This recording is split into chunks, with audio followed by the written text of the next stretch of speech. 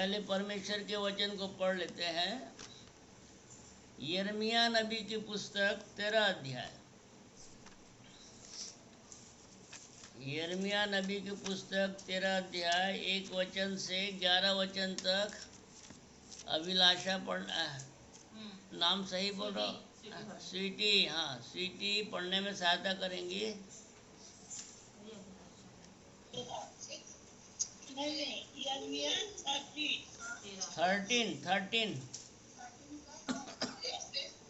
13 13 का 1 से 11 तक। मैं आप लोगों के सामने पढ़ूंगी। यिर्मयाह 13 अध्याय 1 से लेकर 11 वचन। यहोवा ने मुझसे जो कहा, जाकर गली की एक लूंगी मोल ले, उसे कमर में बांध और जल में मत भिगोने दे। तब मैंने एक लूंगी मोल लेकर यहोवा के वचन के अनुसार अपनी कमर में बांध दी। तब दूसरी बार यहोवा का यह वचन मेरे पास पहुंचा, जो लूंगी तूने मोल लेकर कटी में कसती है, उसे फरात के तट पर ले जा और वहां उसे चट्टान की एक दरार में छुपा दे। यहोवा की इस आज्ञा के अनुसार मैंने उसको फरात के तट पर ले जाकर छुपा दिया। बहुत दिनों के बाद यहोवा ने मुझसे कहा, उठ फिर फरात के पास जा और जिस लूंगी को मैंने तुझे वहां छुपाने की आज्ञा दी थी, उसे वहां से ले ले। तब मैं फरात के पास गया और खोदकर जिस स्थान में मैंने लूंगी को छुपाया था, वहां से उसको निकाल लिया और देखो लूंगी बिगड़ गई और किसी काम की न रही। तब यहोवा का यह वचन मेरे पास पहुंचा, यहोवा यूं कहता है, इसी प्रकार से मैं यहूदियों का गर्व और यरूशलेम का बड़ा गर्व नष्ट कर दूंगा। उस दुष्ट जाति के लोग जो मेरे वचन सुनने से इनकार करते हैं, जो अपने मन में हट कर चलते, दूसरे देवताओं के पीछे चलकर उनकी उपासना करते और उनको दंडवत करते हैं, वे इस लूंगी के समान हो जाएंगे जो किसी काम की नहीं रही। यहोवा की यह वाणी कि जिस प्रकार से लूंगी मनुष्य की कमर में कसी जाती है, उसी प्रकार से मैंने इस्राएल के सारे घराने और यहूदा के सारे घराने को अपनी कटी में बांध दिया था कि वे मेरी प्रजा बने और मेरे नाम और कीर्ति और शोभा का कारण हो, परंतु उन्होंने न माना। प्रभु का यह वचन सब पर आशीष हो। आमीन। अब गवाहियों के लिए अवसर है। धन्यवाद का विषय या प्रार्थना का विषय है तो हम रख सकते हैं। पिछले दिनों में मेरा बर्थडे था, आज अक्टूबर को। उसके लिए मैं प्रभु को धन्यवाद देती हूँ। उन्होंने मुझे 77 साल तक जीवित और स्वस्थ रखा है। मैं परमेश्वर की बहुत कृतज्ञ हूँ और मेरे परिवार के लोगों को भी उसने सुरक्षित रखा है। उसके लिए मैं धन्यवाद देती हूँ। मैं भी प्रभु को धन्यवाद देती हूँ कि प्रभु की आशीष के अनुसार और उनकी प्रतिज्ञा के अनुसार हम उस घर को कंप्लीट कर पाए और आज हम शिफ्ट हुए हैं। सारा परिवार उससे आशीषों के से भरा हुआ है और प्रभु की उपस्थिति हम वहाँ महसूस करते हैं। इसके लिए मैं प्रभु को बहुत बहुत धन्यवाद देती हूँ।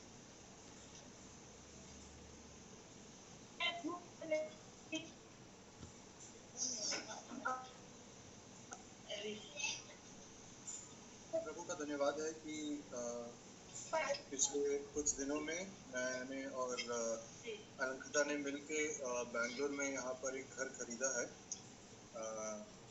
तो प्रार्थना करिएगा कि प्रभु अपनी आशीष और अपने लहू का बाड़ा हमेशा इस घर के चारों तरफ रखे। जी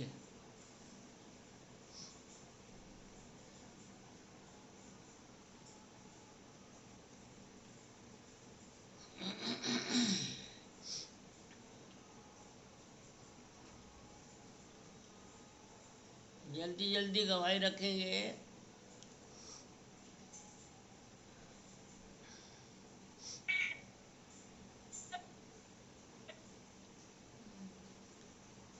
नहीं है तो फिर हम इन गवाहियों के लिए और परमेश्वर के वचन के लिए प्रार्थना करेंगे और मोमी प्रार्थना में सहायता करेंगे। आइए हम प्रार्थना करें। महान समझदार पूरा कार्य पिता परमेश्वर, राजाओं के राजा, प्रभु के प्रभु, बड़ी नम्रता और दीनता के साथ आपके चरणों के पास आते हैं। आपको फिर से धन्यवाद देते हैं पिता परमेश्वर कि आपने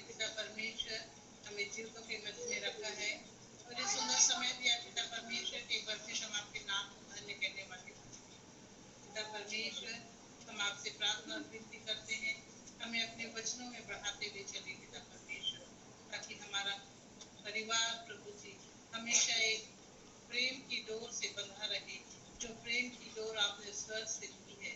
हाँ पिता परमेश्वर, जिस प्रकार पतंग अपनी डोर से बंधी हुई रहती है, उसी प्रकार हम भी पिता परमेश्वर आपके साथ उस प्रेम में लिप्त रहे पिता परमेश्वर। हमें से सबको ऐसे ज्ञान और बुद्धि और समझ दे कि तेरे वचन को सीखने, मानने और चलने में सहायता करने वाले।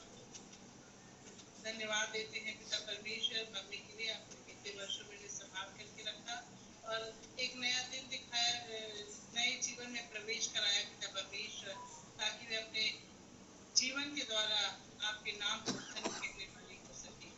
धन्यवाद देते हैं पिता परमेश्वर स्वीटी के घर के लिए पिता परमेश्वर, आपने उन्हें भी प्रभु जी ब्लेस किया है पिता परमेश्वर, कि वो प्रभु जी आशीषित होकर के उस घर में प्रवेश किए हैं पिता परमेश्वर।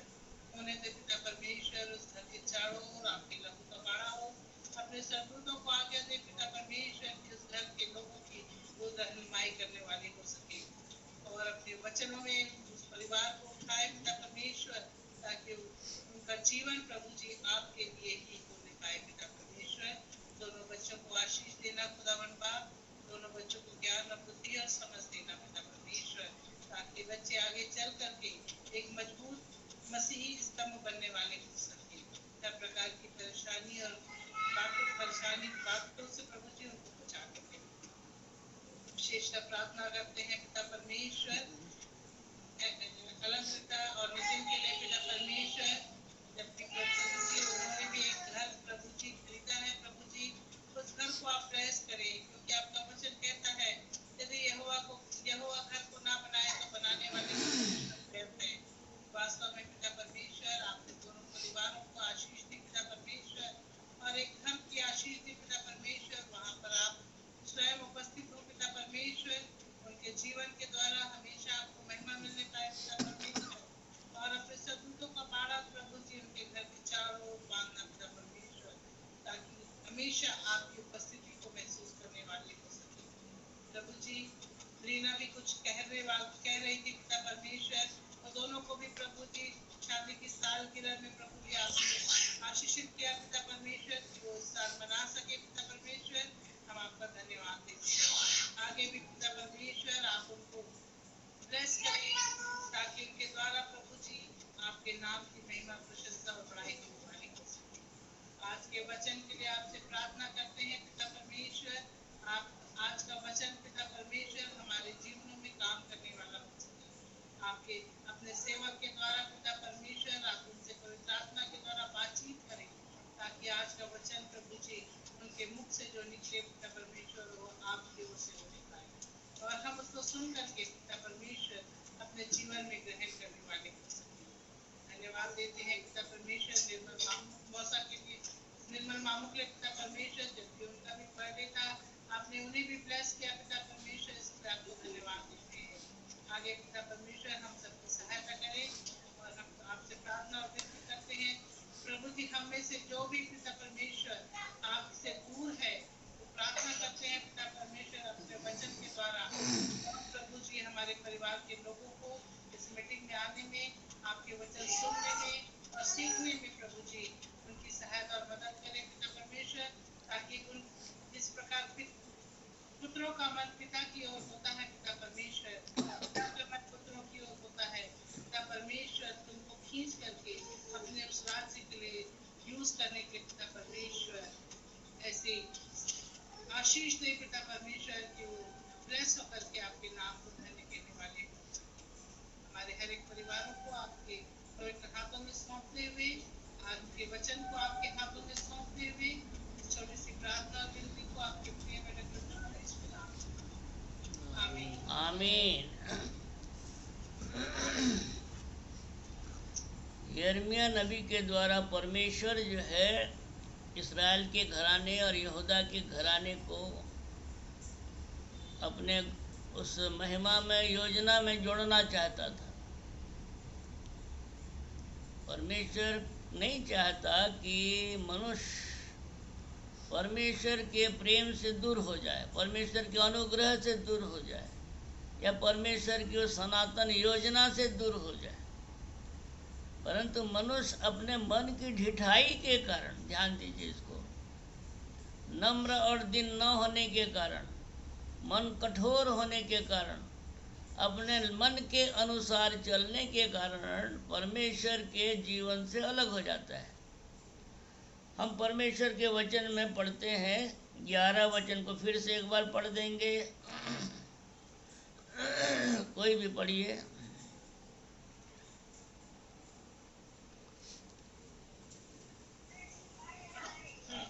यिर्मयाह 13:11 वचन। यहोवा की यह वाणी है, जिस प्रकार से लुंगी मनुष्य की कमर में कसी जाती है, उसी प्रकार से मैंने इस्राएल के सारे घराने और यहूदा के सारे घराने को अपनी कटी में बांध दिया था कि वे मेरी प्रजा बने और मेरे नाम और कीर्ति और शोभा का कारण हो, परंतु उन्होंने ना माना। परमेश्वर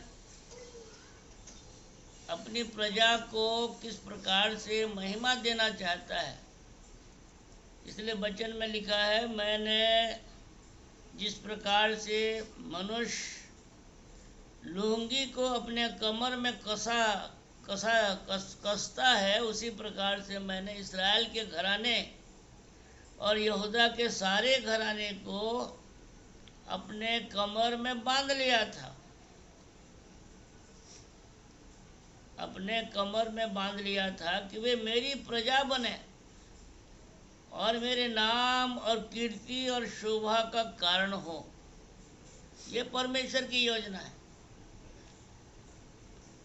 परमेश्वर हमारे लिए एक बहुत उत्तम योजना को तैयार करके रखा है, परंतु चुनाव हमको करना है कि मैं उसको उस योजना में मैं अपने जीवन को समर्पित करना चाहता हूँ या नहीं करना चाहता। परमेश्वर ने पूरा कर दिया है। उस उत्तम योजना के लिए परमेश्वर ने अपने बेटे को भी बलिदान कर दिया, ताकि हमारे जीवन में किसी प्रकार की घटी कमी न हो, रुकावट और बाधा भी न हो। और इसी कारण से प्रभु का वचन जो है 10वां वचन में लिखा है, 10वां वचन को पढ़ दीजिए।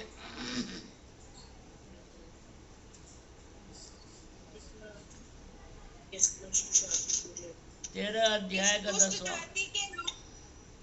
हाँ, के लोग जो मेरे वचन सुनने से जो अपने मन के हट पर चलते दूसरे देवताओं के पीछे करते हैं, वे इस घी के समान हो जाएंगे जो किसी काम की नहीं रही। यहाँ पर परमेश्वर चेतावनी दे रहा है यहूदा के घराने और इस्राएल के सारे घराने को, उनके जीवन को देख करके कह रहा है कि इस दुष्ट जाति के लोग, दुष्ट कौन है? जिसके हृदय में परमेश्वर के वचन के प्रति प्रेम नहीं है, समर्पण नहीं है, आज्ञाकारिता नहीं है। ध्यान दीजिए, धर्मी कौन है? जो परमेश्वर के वचन को प्रेम करता है, आदर करता है, सम्मान करता है, चलता है। धर्मी और दुष्ट में इतनी अंतर है। मैं क्या करता हूँ क्या नहीं करता हूँ उससे कोई मतलब नहीं। परमेश्वर, आप कितना अच्छा बाइबिल पढ़ते हैं इससे परमेश्वर को कोई मतलब नहीं। आप बाइबिल के अनुसार चलते हैं कि नहीं? आप वचन को प्रेम करते हैं कि नहीं? प्रभु यीशु मसीह ने कहा, तुम अच्छे हो, तुम गाना गाते हो, होसन्ना के गीत गा रहे हो, बड़े आनंद कर रहे हो, परंतु प्रभु यीशु मसीह ने क्या कहा? जब तक कोई मेरे पीछे न आए और अपने माता पिता, भाई बहन, बाल बच्चे, यहाँ तक कि अपने प्राण से बढ़कर मेरे वचन को प्रेम न करे, वो मेरा चेला नहीं हो सकता। प्रभु यीशु मसीह का चेला बनने के बाद ही हमको आशीष मिलेगी। मतलब चेला बनने का मतलब है प्रभु यीशु मसीह के वचन को प्रेम करना, आज्ञाकारिता। यूहन्ना 14 के 15 वचन को पढ़िए।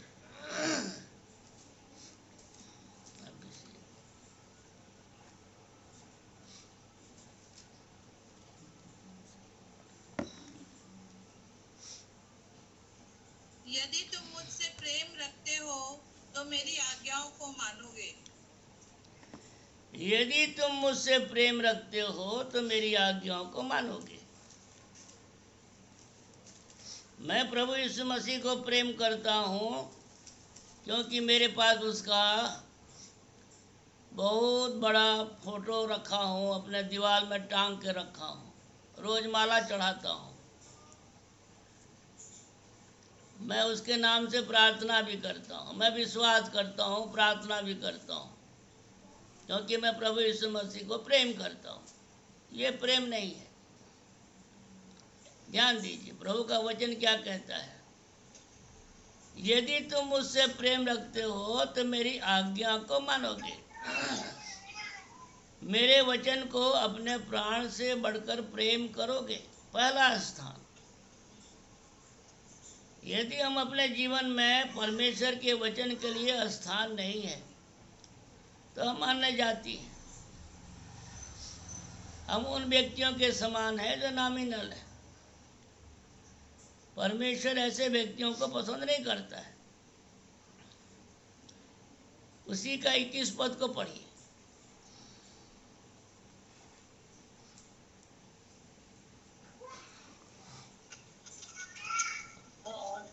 जिसके पास मेरी आज्ञाएं हैं और वह उन्हें मानता है, वही मुझसे प्रेम रखता है, और जो मुझसे प्रेम रखता है उससे मेरा पिता प्रेम रखेगा, और मैं उससे प्रेम रखूंगा और अपने आप को प्रकट करूंगा। हाँ, साफ साफ लिखा है, नोट करके रखिए, बार बार पढ़िए। इन वचनों को हमें बार बार पढ़ना है ताकि हमें परमेश्वर की इच्छा को पहचान सके। परमेश्वर की इच्छा सिर्फ ये नहीं कि मैं उपवास करूं, मैं प्रार्थना करूं, मैं दान, ये सब फालतू बातें हैं। ध्यान दीजिए, आप उसके द्वारा से परमेश्वर को खुश नहीं कर सकते। आप धर्मी नहीं बन सकते। धर्मी बनने का एकमात्र तरीका है परमेश्वर के वचन को प्रेम करना। हमने अभी यिर्मयाह नबी के पुस्तक में ही देखा। यहूदा के घराने और इस्राएल के घराने से के विषय में कहा कि ये मेरे वचन को नहीं मानते हैं, ये मेरे वचन को प्रेम नहीं करते हैं, ये मेरे वचन पर विश्वास नहीं करते हैं, ये वचन को अनुसार नहीं चलते हैं, इसलिए दुष्ट जाति के लोग हैं, बिगड़ी हुई लुंगी के समान है। जबकि परमेश्वर इस्राएल के सारे घराने, यहूदा के सारे घराने को क्या बनाना चाहता था? अपनी महिमा, अपनी कीर्ति और अपने शोभा का कारण बनाना चाहता था। आज हमारे लिए भी वही अवसर है। परमेश्वर ने इस्राएल के घराने को यहूदा के घराने को क्यों कठोर कर दिया, क्यों अलग कर दिया? काहे के लिए अलग कर दिया? काहे के लिए तिरस्कार कर दिया? छोड़ काहे के लिए दिया? क्योंकि वे आज्ञा नहीं माने, परमेश्वर का वचन नहीं। हाँ, क्योंकि उन्होंने परमेश्वर का वचन उनके पास पहुंचा परंतु उन्होंने ग्रहण नहीं किया। उन्होंने मसीह को ग्रहण नहीं किया। मसीह जो परमेश्वर का वचन है, प्रभु यीशु मसीह जो परमेश्वर का वचन है, उसको उन्होंने तिरस्कार कर दिया। इसलिए वचन में लिखा है, वो अपने के घर में आया और उसके अपनों ने उसे ग्रहण नहीं किया। तो यही चीज हमारे जीवन के लिए भी, हम तो अन्य जाति हैं, हमारी क्या पुछारी है? ये तो परमेश्वर की बड़ी अनुग्रह का दृष्टि है कि हम चूर चार लोगों को, हम जो जिस प्रकार से कनानी स्त्री कहती है, प्रभु ने क्या कहा कनानी स्त्री से? मत्ती 15 में पढ़ेंगे, मत्ती 15 को पढ़िए, मत्ती 15 का 21 पद से पढ़िए।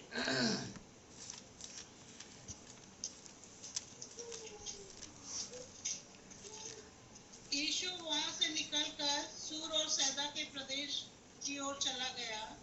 उस प्रदेश से एक कनानी स्त्री निकली और चिल्लाकर कहने लगी, हे प्रभु, दाऊद की संतान, मुझ पर दया कर, मेरी बेटी को दुष्ट आत्मा बहुत सता रहा है।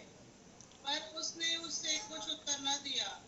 तब उसके चेलों ने आकर उससे विनती की, इसे विदा कर, क्योंकि वह हमारे पीछे चिल्लाती हुई आ रही है। उसने उत्तर दिया, इज़राइल के घराने की खोई हुई भेड़ों को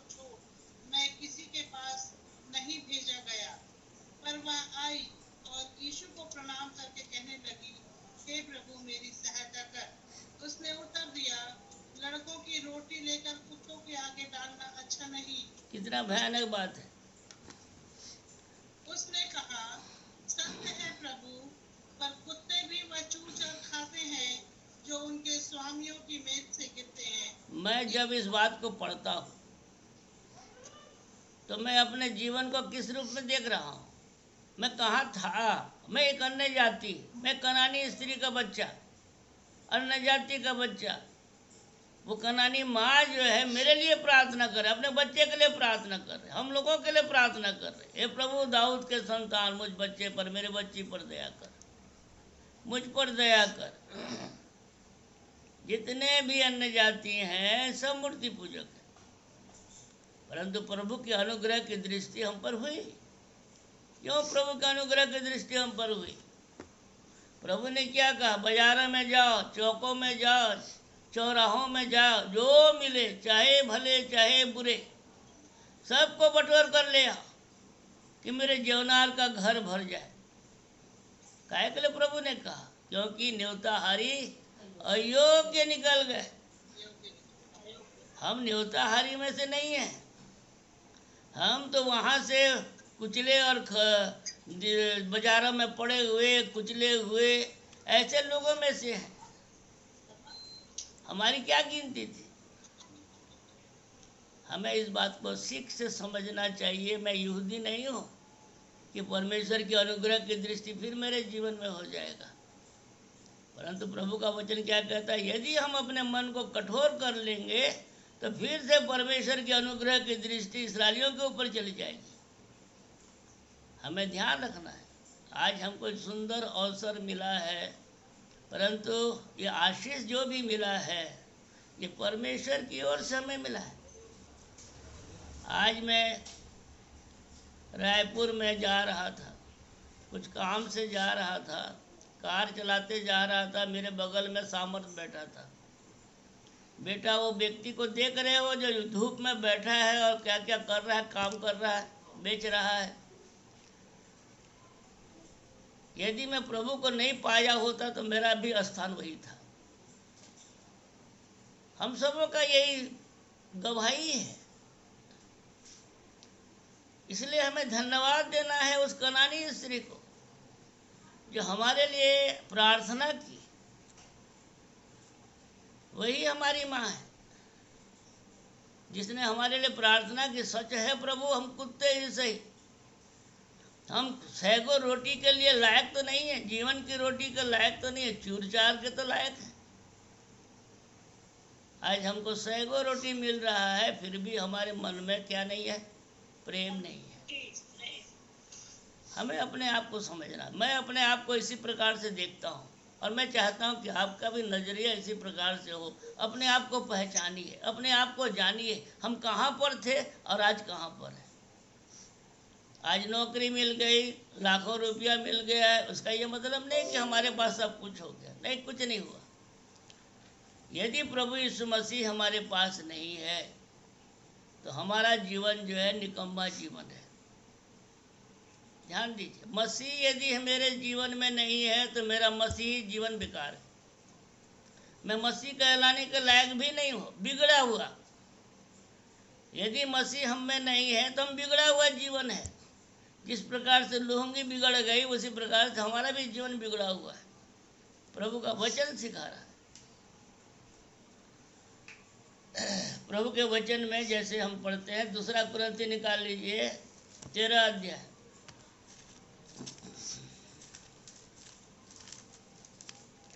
दूसरा कुरिन्थी 13 अध्याय 5वां वचन को पढ़िए। अपने अपने आप को परखो कि विश्वास में हो कि नहीं। अपने आप को जांचो, क्या तुम अपने विषय में यह नहीं जानते कि यीशु मसीह तुम में है? नहीं तो तुम जांच में निकम्मे निकले हो। हाँ, साफ साफ लिखा है, साफ साफ लिखा है। अपने आप को परखो, अपने आप को देखो, अपने आप को जांचो, तुम कहाँ पर हो, मसीह तुम में है कि नहीं। यदि मसीह तुम में नहीं है तो तुम निकम्मे निकल। हाँ, आपने यीशु को ग्रहण किया परंतु मसीह को ग्रहण नहीं किया। आप नई सृष्टि नहीं बन सकते। नई सृष्टि कौन है? जो मसीह में है वो नई सृष्टि है। नया मनुष्य, नया जीवन है, स्वर्गीय जीवन है, मसीह के साथ बैठाए गए। मतलब अभी तो मसीह को ग्रहण ही नहीं कर रहे, तो मसीह के साथ कहाँ बैठाए जाएंगे? हमें सीखना है। पहला काम हमारे जीवन में परमेश्वर के वचन का स्थान होना चाहिए। सुसमाचार के वचन के लिए हमें अपने प्राण से बढ़कर उसे प्रेम करना है। सुसमाचार के वचन को प्रतिदिन हमें याद करना है। जो धार्मिकता विश्वास से क्या कहती है? वचन तेरे निकट है, वचन तेरे मुंह में, वचन तेरे मन में। यदि हमारे मन में परमेश्वर का सुसमाचार का वचन नहीं है तो हम निकम्मे। मसीह का वचन यदि हमारे मन में नहीं है, हो सकता है आप दूसरा वचन को लेकर के बैठे होंगे, हो सकता है भजन संहिता के पुस्तक के बहुत सारे वचन को आपने याद किया होगा, परंतु मसीह का वचन नहीं है तो आप निकम्मे हैं। मैं कुछ बोल रहा हूँ उसको ध्यान से समझिए। मैं आपका बैरी नहीं हूँ। मैं नहीं चाहता कि कोई नरक जाए, समझ रहे हैं? मैं नहीं चाहता कि परमेश्वर के अनुग्रह से हम गिर जाएं। इतना काफ़ी नहीं है। यीशु मसीह पर सिर्फ विश्वास करना ही काफ़ी नहीं है, बपतिस्मा लेना ही काफ़ी नहीं है। प्रभु के वचन में क्या लिखा है? क्या बनाना चाहता है हमको? दूसरा पत्रस यदि आपने याद करना शुरू कर लिया है तो निकाल लीजिए। दूसरा पत्रस पहला अध्याय 3 वचन से कोई पढ़ने में सहायता करे।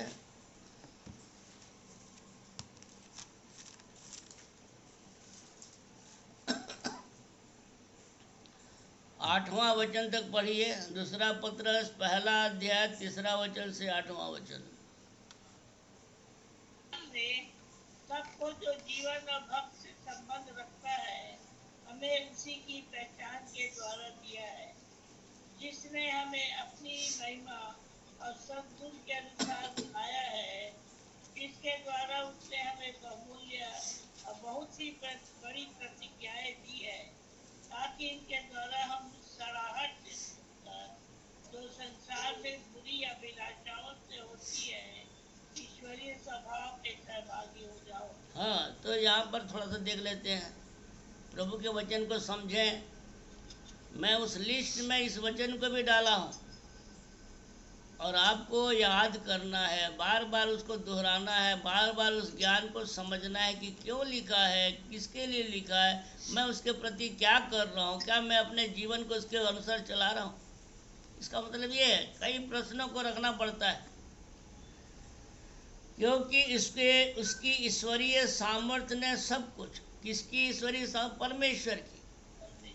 परमेश्वर की सामर्थ्य क्या है? मसीह। परमेश्वर की सामर्थ्य मसीह है। ठीक है, तो हमें इस बात को समझना। उसकी ईश्वरीय सामर्थ्य मसीह। मसीह ने सब कुछ जो जीवन और भक्ति से संबंध रखता है हमें उसी की पहचान के द्वारा, पहचान मतलब है ज्ञान, उसी के ज्ञान के द्वारा दिया है, क्योंकि मसीह परमेश्वर की सामर्थ्य और परमेश्वर का ज्ञान है, जिसने हमें अपनी ही महिमा और सद्गुण के अनुसार बुलाया है। किसने बुलाया हमें? परमेश्वर ने, जिसने हमें अपनी ही महिमा और सद्गुण के अनुसार बुलाया है। परमेश्वर ने हमें बुलाया। हमारी बुलाहट परमेश्वर की ओर से है, किसी मनुष्य की ओर से नहीं, किसी प्रधानमंत्री की ओर से नहीं, किसी राष्ट्रपति की ओर से नहीं। इसको जान लीजिए, हमारी बुलाहट परमेश्वर की ओर से, अपनी ही महिमा और सद्गुण के अनुसार बुलाया है, जिनके द्वारा उसने हमें बहुमूल्य और बहुत ही बड़ी प्रतिज्ञा दी है। प्रतिज्ञा, परमेश्वर की एक बहुत बड़ी प्रतिज्ञा हमारे लिए है। किसके द्वारा? सुसमाचार के द्वारा, सुसमाचार के वचन के द्वारा। यदि हम उन वचनों को अपने मन में धारण करके बार बार बोलते रहेंगे तो हमारे जीवन में एक बड़ा काम होगा, और वही वचन हमको क्या बना देगा? ताकि इनके द्वारा तुम उस सड़ाहट से छूटकर जो संसार में बुरी अभिलाषाओं से होती है ईश्वरीय स्वभाव के समभागी हो जाओ। कितना बड़ा चीज है।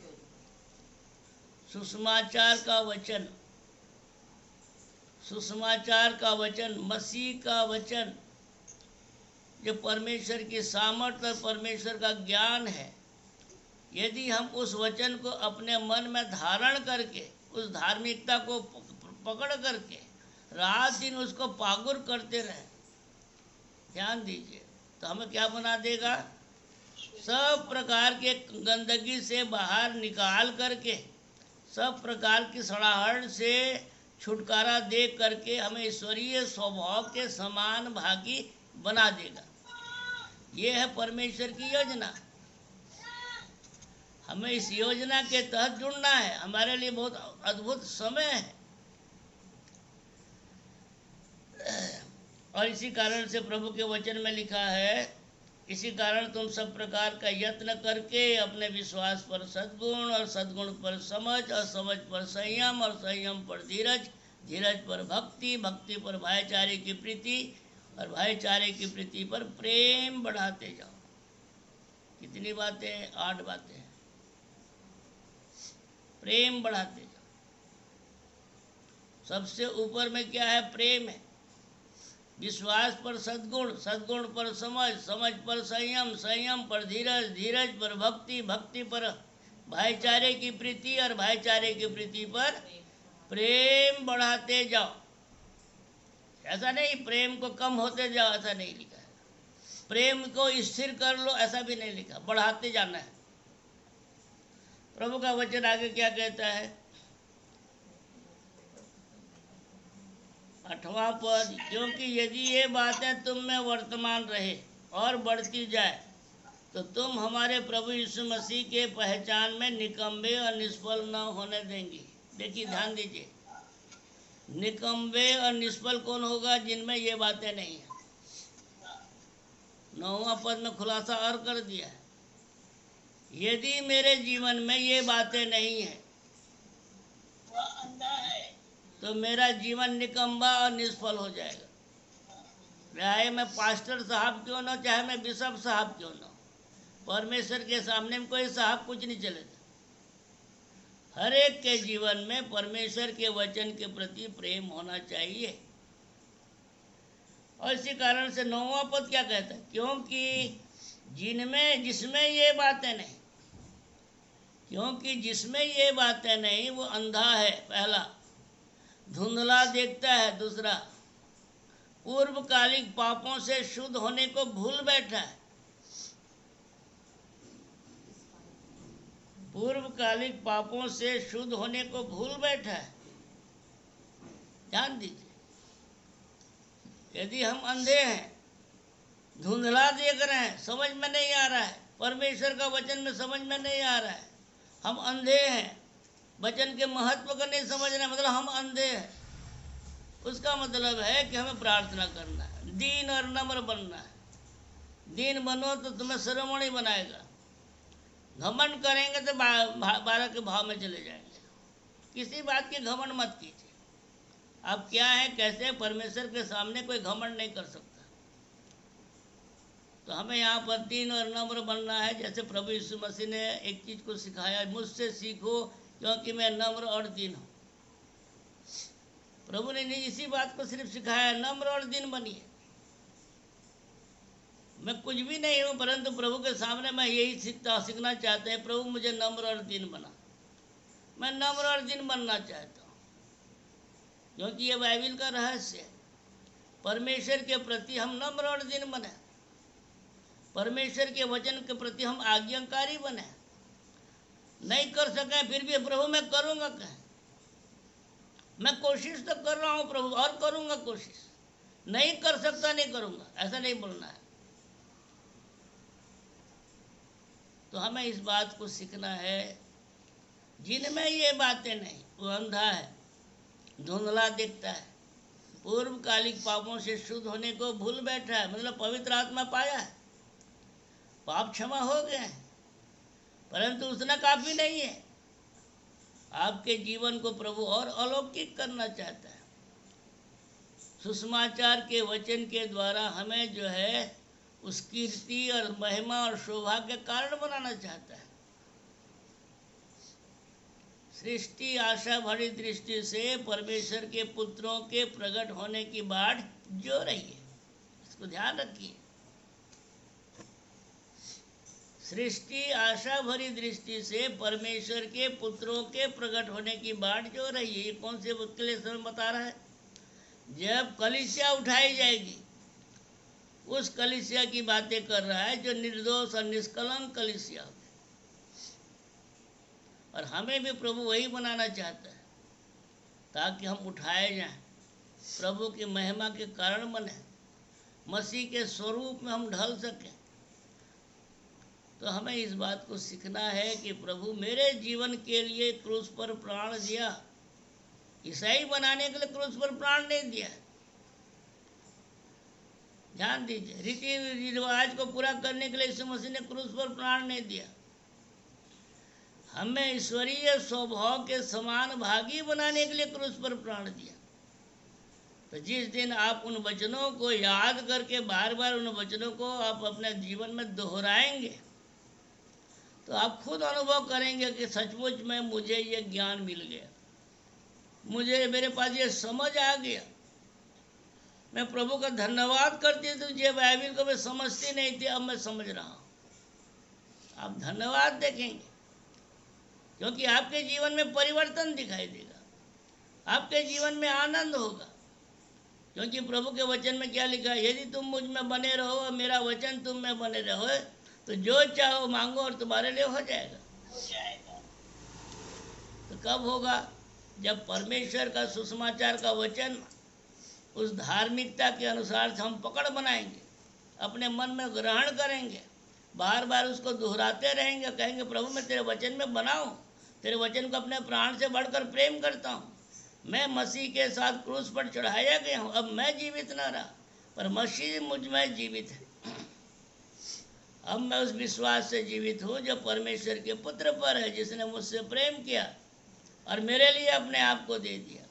ध्यान दीजिए, सुसमाचार के वचनों को हमें सिर्फ याद ही नहीं करना है, उसको मनन भी करना है, उसको ध्यान भी करना है।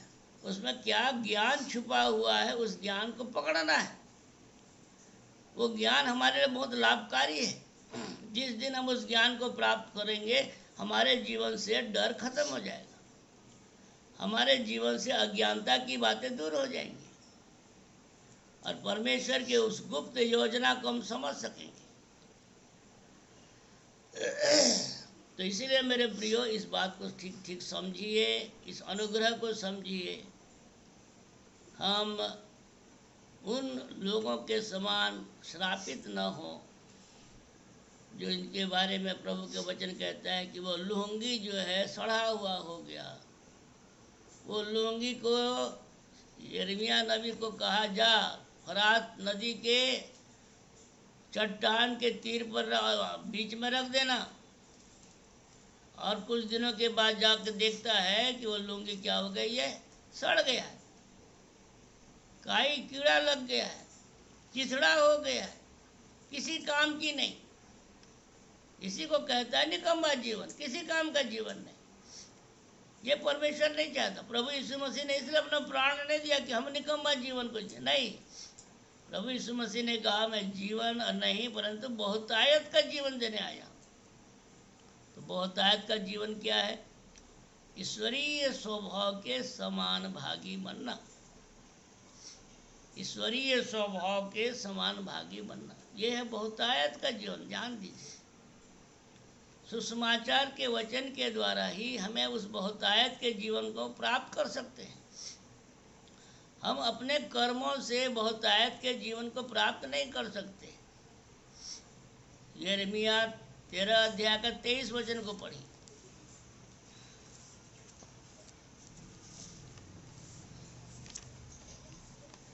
यिर्मयाह 13 अध्याय का 23 वचन को पढ़िए। क्या हबशी अपना चमड़ा या चीता अपने धब्बे बदल सकता है? यदि वे ऐसा कर सके तो तू भी जो बुराई करना सीख गई है भलाई कर सकेगी। हाँ, या हफ्सी अपना चमड़ा या चीता अपना धब्बा मतलब अपने स्वभाव को बदल सकता है? स्वाभाविक गुण को वो बदल सकते हैं क्या? माँ के गर्भ से जो गुण आ रहा है, वो पैदा हो रहा है, जो भी चीता पैदा होता है, धब्बा पैदा होता है, जो भी हफ्सी पैदा होता है, काला पैदा होता है, क्योंकि वो माँ के स्वभाव में वो गुण है, माता पिता के स्वभाव में वो गुण है, उनके डीएनए में वो गुण है। क्या उसको वो बदल सकते हैं? प्रभु का वचन कहता है कदापि नहीं। यदि वो बदल सके तो तू जो बुराई करना सीख गई है, तू भी बदल सकती है। यह असंभव है। इसी प्रकार से प्रभु का वचन कहता है हम जो है ईश्वरीय स्वभाव के समान भागी अपने कर्मों से नहीं हो सकते। ध्यान दीजिए, मैं उपवास करूँगा, मैं ऐसा काम करूँगा, मैं 4 घंटा तक बाइबल पढ़ूँगा, मैं इस प्रकार से दान दूंगा तो मैं इस मसीह के समान बन जाऊँगा, ऐसा नहीं है। उसके लिए सुसमाचार का वचन दिया गया है कि हम सुसमाचार के द्वारा से, धार्मिकता के द्वारा से हम उस जीवन को प्राप्त कर सकें। परमेश्वर की योजना को हमें ठीक से समझने की आवश्यकता है। हमारे उपवास करने या हमारे गाना गाने, हमारे दान देने या हमारे और कुछ करने से हमें वो धार्मिकता नहीं मिलेगी। ये धोखा है। लोग 40 दिन तक का उपवास रखते तो क्या फायदा होगा? जैसे कि तैसे हो रहते हैं। तो हमें इस बात को सीखना है। रीति विधि को छोड़िए, परमेश्वर के वचन में जो बातें लिखी है उसको पकड़ने की कोशिश कीजिए, उस ज्ञान को पकड़िए, स्वयं समझिए और दूसरों को भी समझाइए। हमारे आसपास में और बहुत से लोग हैं जो नरक जा रहे हैं, जो निकम्बे जीवन को जी रहे हैं, उनको समझाइए। सच्चाई यहाँ पर है। आज इस बात को हमें अपने जीवन में ठीक से समझने की आवश्यकता है। यदि हम समझ जाएंगे तो दूसरे के लिए आशीष का कारण भी बनेंगे। फिर से निकाल लीजिए इब्रानी की पत्री 8वां अध्याय 10वां वचन को पढ़ें।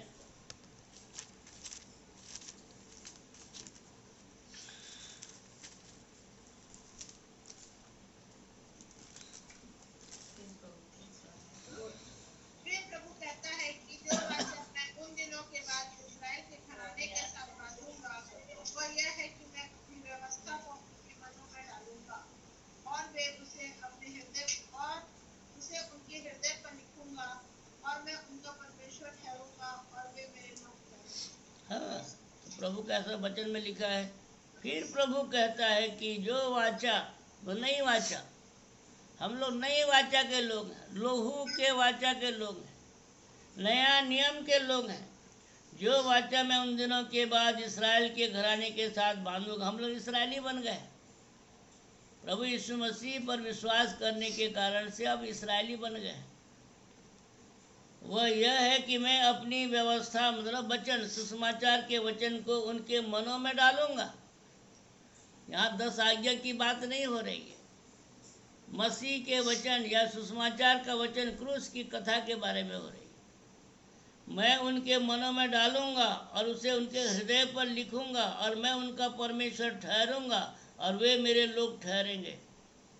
और यदि आपके अंदर में सुसमाचार का वचन नहीं है तो प्रभु क्या करेगा? मैं तुझे नहीं जानता बोल देगा। क्या कहेगा? तू कुकर्मी है बोल देगा। जान रहा है? मत्ती 7 को जब मैंने पढ़ा 23वां पद को, मेरा दिमाग घूम गया था। प्रभु आप किसके बारे में ये बात कर रहे हैं कि मैं तुमको कभी नहीं जाना, कुकर्म करने वाला मेरे पास से निकल जाओ? प्रभु किससे बात कर रहा था? पढ़िए, वहाँ देखिए 22 पद को पढ़िए, 22 और 23 पद को पढ़िए। मत्ती 7 का 22 और 23। उस दिन बहुत से लोग मुझसे कहेंगे, हे प्रभु क्या हमने तेरे नाम से भविष्यवाणी नहीं की और तेरे नाम से दुष्ट आत्माओं को नहीं निकाला और तेरे नाम से बहुत से आश्चर्य कर्म नहीं किए? तब मैं उनसे खुलकर कह दूंगा, मैंने तुमको कभी नहीं जाना। हे कुकर्म करने वालों, मेरे पास से चले जाओ। हाँ, एक लाइन में सब खत्म कर दिया। जिंदगी भर उसने क्या होगा, हे प्रभु, क्योंकि ये आखिरी दिन के बारे में बता रहा। जब प्रभु के सामने में खड़े होंगे और अपना हिसाब देंगे प्रभु के सामने, प्रभु आप हमको नहीं जानते, हमने आपके नाम से दुष्ट आत्मा निकाला है, हमने आपके नाम से आश्चर्य कर्म किया है, अब हमने आपके नाम से भविष्यवाणी की है, हमने आपके नाम से प्रचार किया है, हमने आपके नाम से बहुत से आत्माओं को बचाया है। ध्यान दीजिए, इस प्रकार से बहुत से लोग उस दिन गवाही देंगे। मैं भी इसी प्रकार से अंधेरे में पड़ा हुआ था, मैं भी दुष्ट आत्मा निकाल रहा था, आश्चर्य कर्म कर रहा था, बीमारों पर हाथ रख रहा था, सब काम कर रहा था। जब मैं इस बात को पढ़ा तो मैंने बोला, प्रभु मैं क्या करूं, मैं तो कुकर्मी बन गया। फिर भी जिंदगी भर में ये काम करने के बाद भी यदि मैं कुकर्मी बन जाता हूं तो मेरा क्या फायदा हुआ। मेरे मन में एक प्रश्न आया, मैं विनती करने लगा, प्रभु मुझे बता मैं क्या करूं, तेरी क्या इच्छा है, मैं तेरी इच्छा को समझना चाहता हूं। तब प्रभु ने मुझे दिखाया, यह मेरा प्रिय पुत्र है जिससे मैं प्रसन्न हूं, इसकी सुनो। मत्ती 17:5 में लिखा है, न मूसा की सुनो न एलिया की सुनो। ध्यान दीजिए वहां पर क्या लिखा है, मत्ती 17:5।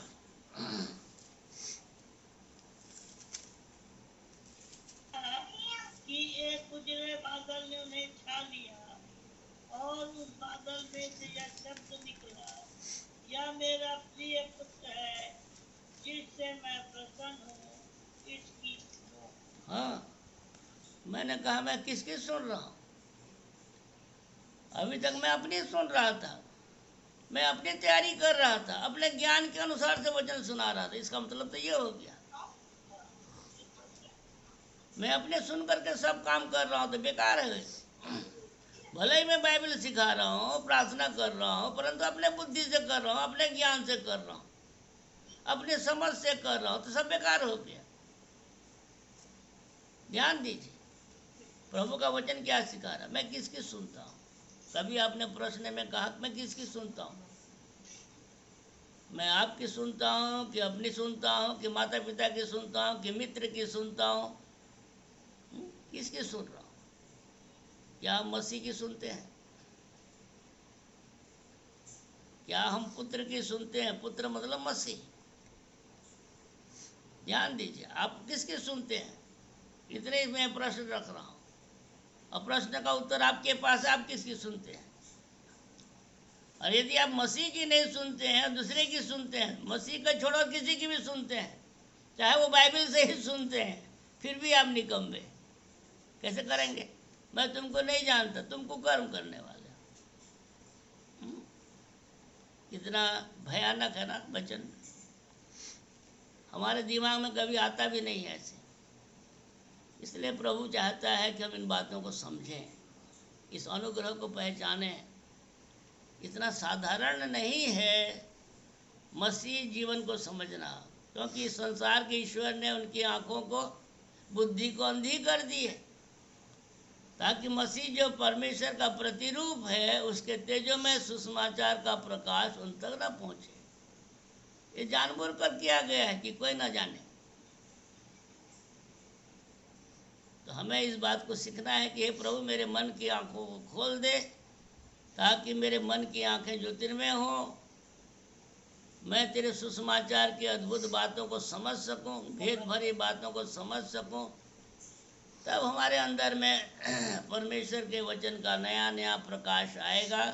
सुसमाचार के बारे में पवित्र आत्मा सिखाएगा, पवित्र आत्मा ही सिखाएगा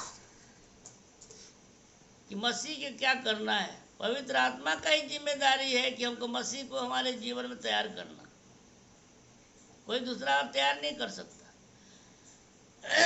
तो बड़े बड़े चीज़ों को और बताऊंगा तो आप लोग फिर परेशान हो जाएंगे। मैं इसलिए थोड़ा सा बात को रख रहा हूँ ताकि हमको समझ में आए कि मैं कहाँ पर हूँ, मैं क्या कर रहा हूँ, मैं अपने जीवन के प्रति इतने निश्चिंत क्यों। जबकि बाइबल क्या कहते हैं, इतने बड़े उद्धार से निश्चिंत होकर कैसे बच सकते हो।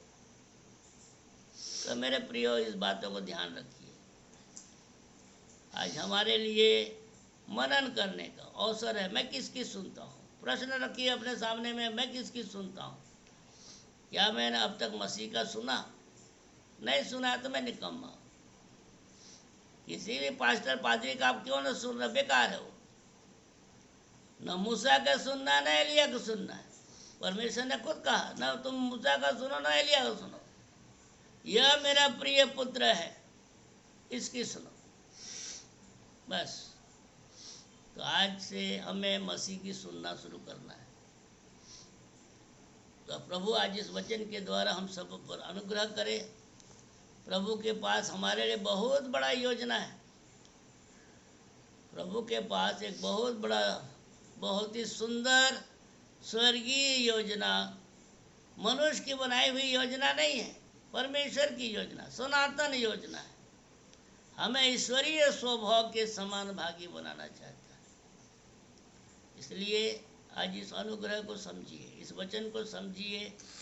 मैं वो फटा चित्रा लुहंगी तो नहीं बन गया। प्रभु लुहंगी, सड़ा लुहंगी को भी ठीक कर सकता है। 4 दिन के लाजर जो सड़ गया था उसको भी प्रभु ने खड़ा कर दिया। सिर्फ हमें क्या करना है? प्रभु की आवाज़ को सुनना है। वो सड़ा हुआ लाजर जो क्या है, प्रभु की आवाज़ को सुना तो फिर खड़ा हो गया। परमेश्वर के वचन में इतनी ताकत है कि एक सड़ा हुआ जीवन को भी प्रभु खड़ा कर सकता है। इसलिए हमें इस बात को ध्यान दें। हम कैसे भी हों कोई बात नहीं, प्रभु के अनुग्रह में आ जाइए। प्रभु को सुनना सीखिए, नम्र और दीन बनिए, अपने आप को सरेंडर कीजिए, प्रार्थना कीजिए, प्रभु मैं अपने प्राण से बढ़कर तेरे वचन को प्रेम करूँगा। बोलिए, मैं अपने पत्नी से बढ़कर, अपने पति से बढ़कर, अपने बाल बच्चों से बढ़कर मैं तेरे वचन को प्रेम करूँ। इसका मतलब ये नहीं कि साधु सन्यासी बन जाए, मैं ये नहीं बोल रहा हूँ। परमेश्वर के वचन को प्रेम करना सीखिए, क्योंकि जो प्रेम नहीं करेगा वो मेरा चेला नहीं हो सकता। और जब चेला नहीं हो सकता तो सत्य को नहीं जानेंगे, और सत्य को नहीं जानेंगे तो सत्य हमको स्वतंत्र नहीं करेगा, हम जैसे के तैसे रहेंगे।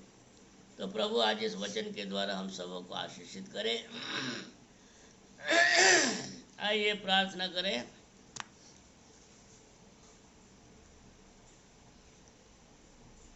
कौन कौन जुड़े हुए हैं? देखो यार, सब इतने जुड़े हैं। इतने ही हैं। हाँ।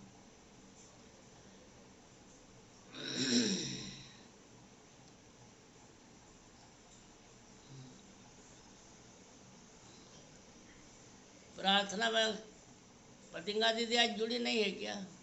नेटवर्क काम। हाँ, सोमी दीदी है, सोमी दीदी जुड़ी है। हाँ हाँ जी, वो से जुड़ी हूँ। हाँ, तो प्रार्थना कीजिए। आइए हम प्रार्थना करें। सारी उत्तम आशीषों के देने वाले खुदा बाप, इस वक्त हम आपके पास आते हैं, आपको हृदय से धन्यवाद देते। परमेश्वर पिता, आपने अब तक जीते को मत रखा। परमेश्वर पिता, हम जिस योग नहीं थे, परंतु आपकी दया और करुणा के कारण है। परमेश्वर पिता धन्यवाद देते। परमेश्वर पिता, आपने वचन सीखने में हमारी अगुवाई की। परमेश्वर पिता, उन वचनों को अपने हृदय में रख छोड़े। परमेश्वर पिता, उनके अनुसार चले और परमेश्वर पिता आपकी महिमा और अगुवाई में अपना जीवन देने वाले हो सके। परमेश्वर पिता, हमें हमारी सहायता कीजिए। परमेश्वर पिता, उस वचन को हम हृदय याद करके परमेश्वर पिता अपने हृदय में रखने वाले हो सके। हमारी सहायता कीजिए, हमारी स्मरण शक्ति को बढ़ाइए परमेश्वर पिता, ताकि परमेश्वर पिता हम आपके वचन को और केवल वचन की अगुवाई और गहराई में बढ़ने वाले हो सके। धन्यवाद देते परमेश्वर पिता मौसा के लिए जो हमारी अगुवाई कर रहे हैं परमेश्वर पिता, और हमें वचन से सिखा रहे हैं। जिन बातों को हम नहीं समझ पाते परमेश्वर पिता, वो हमें समझाते हैं। परमेश्वर पिता होने दीजिए, हम उसको अपने हृदय में रख छोड़े और आपकी महिमा और अगुवाई में और नित्य प्रतिदिन प्रति हफ्ता हम आगे बढ़ने वाले हो सके। परमेश्वर पिता, पूरे परिवार पर अपने आशीष पर हाथ रखिए।